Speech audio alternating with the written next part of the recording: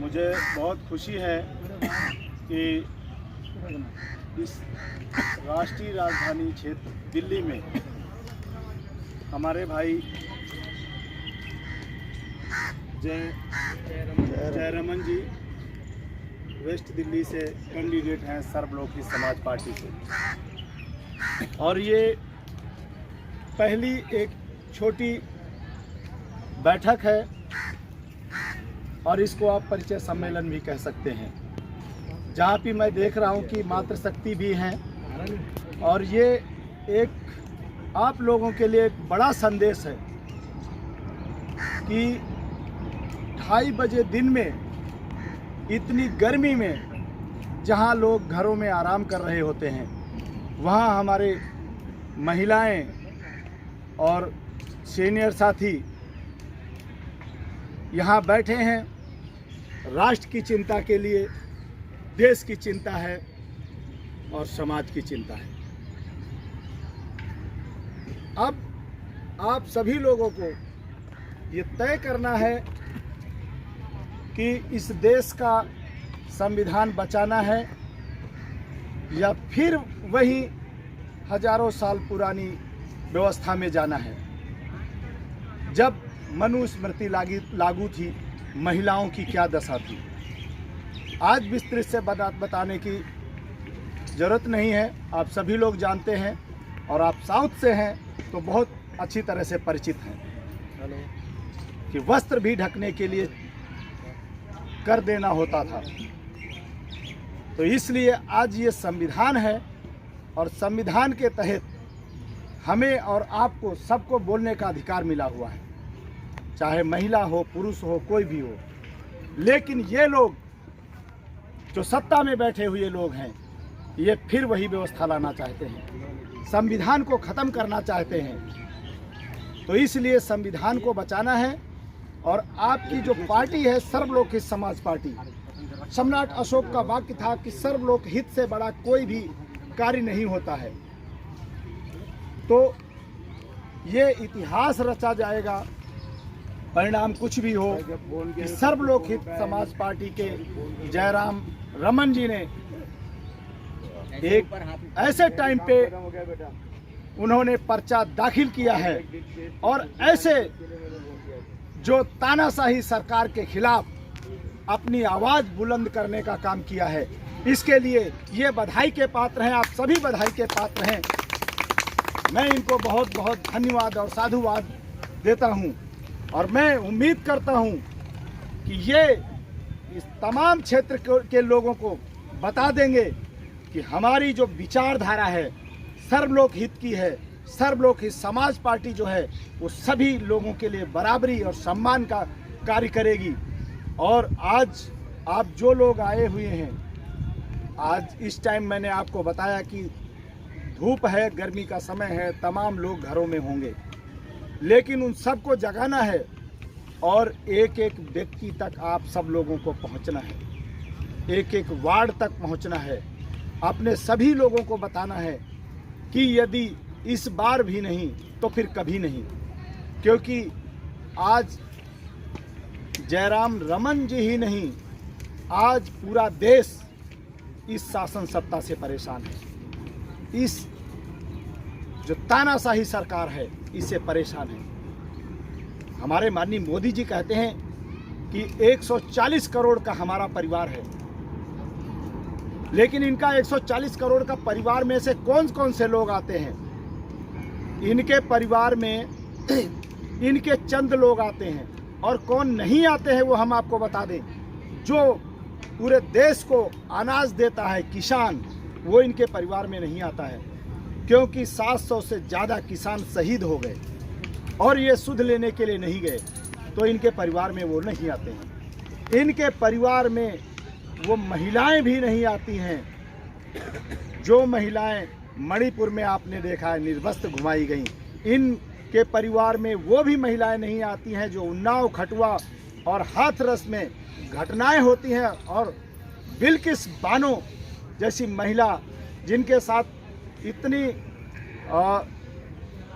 दुष्कर्म होने के बाद जो दुष्कर्मी होता है उसको माला पहना के स्वागत किया जाता है, और वही महिलाएं जो रोड से लेकर के जंतर मंतर तक घसीटी जाती हैं, तो इनके परिवार में वो महिलाएं भी नहीं हैं। जो देश की आधी आबादी महिलाओं की है वो इनके परिवार में नहीं आती हैं, और इनके परिवार में वो लोग भी नहीं आते हैं माइनॉरिटी के, जो लोग इबादत करते हुए प्रशासन के द्वारा प्रताड़ित किए जाते हैं। तो आप लोग बताइए इनके परिवार कितना बड़ा है, जब आधी आबादी महिलाओं की नहीं है और किसानों की नहीं है, तो फिर और माइनॉरिटी की नहीं है, तो इनका कौन सा परिवार है।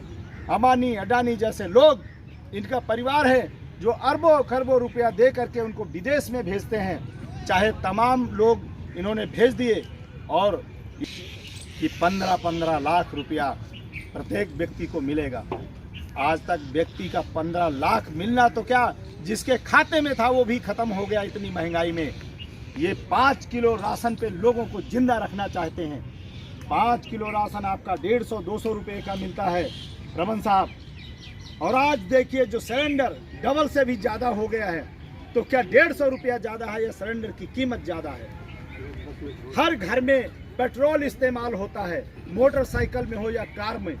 तो आप बताइए 500 रुपया ये जो इतना ये कह रहे थे सस्ता कर देंगे, तो आप बताइए जब पेट्रोल 100 के करीब पहुंच गया है और ये 60 के करीब था, तो कितनी महंगाई हो गई है। और कहते हैं विकास कर रहे हैं। आज हमारे देश की हालत जो है आप देखिए, पाकिस्तान के बराबर लाके खड़ा कर दिया है, बांग्लादेश के बराबर। हमारा देश जो है विकासशील देशों का जो तबका था वो भी हटा दिया गया है, मिडिल इनकम वाला देश आज रह गया है। ये अगर सरकार दोबारा आती है, मैं आप लोगों को विश्वास दिलाना चाहता हूं, वो दुर्दशा हो जाएगी पूरे देश की, महिलाओं की और पुरुषों की, कि हम सोच भी नहीं सकते। हम अंदाज़ा लगा के ही घबराते हैं कि इस तरह से कैसे होगा। लेकिन इनके ही लोग ऐसे महिलाओं से जब वोट मांगने आते हैं, तो हम तो कहेंगे कि आप उनसे पूछिए कि वो भी महिलाएं थी जो रोड पे घसीटी जाती थी, वो भी महिलाएं थी जिनको उनके घर वालों को नहीं दिखाया गया और जला दिया गया। तो आप क्या, आपको शर्म नहीं आती? आप वोट मांगने आते हैं।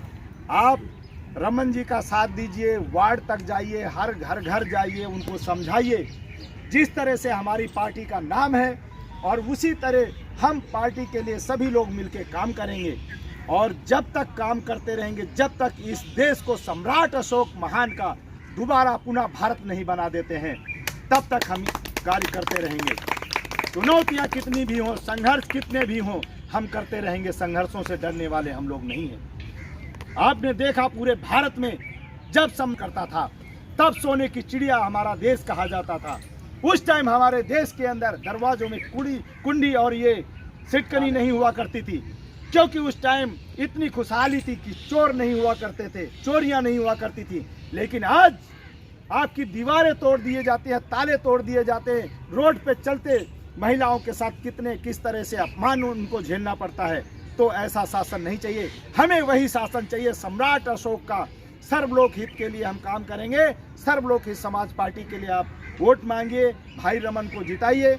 और इसी के साथ मैं अपने शब्दों को विराम देता हूं। जय भारत, जय संविधान। जय रमन, तय रमन बोलिएगा। जय रमन, तय रमन, जय रमन, तय रमन। बहुत बहुत धन्यवाद। टाइम देगा। हर कार्यालय में जो भी हम कार्यालय बनाएंगे उसमें 4 घंटा अवेलेबल रहेंगे हमारे जो प्रतिनिधि हैं, और वहाँ पे जो हमारी पब्लिक है अपनी समस्याओं को लेकर के इनको अप्रोच कर सकती है। यानी हम सम्राट की जो सपना था, जो अपने जनता को अपना पुत्र और अपने संतान की तरह समझते थे, वैसे ही हम अपनी पार्टी को बनाना चाहते हैं। जैसा कि हमारे आर.के. मौर्य जी ने कहा था कि सम्राट अशोक के समय हमारा देश सोने की चिड़िया हुआ करता था। उस समय हमारे देश में इतना संपत्ति था जितना आज अमेरिका है उसके 7 गुना ज़्यादा। आप समझ लीजिए कितना संपत्ति हुआ करता था। तो आज और कहीं कोई चोरी नहीं हुआ करता था, सारे लोग एक दूसरे से भाईचारे के समान रखते थे, सारा कोई जाति पाति नहीं था, एक धर्म था, मानव धर्म। सारे लोग मानव की तरह थे और मानव में प्यार हुआ करता था। तो मैं चाहूँगा कि हमारे आर.के. रमन जी को सपोर्ट करने के लिए अभी हमारे बीच में राम रतन जी बात रखेंगे। अभी हमारे बीच में हमारे पार्टी के केंद्रीय कार्यालय प्रभारी जी आए हुए हैं। मैं उनका बहुत हार्दिक स्वागत करता हूँ। राम रतन जी कुशवाहा जी, राम रतन जी कुशवाहा आएँ और अपनी बातें रखें।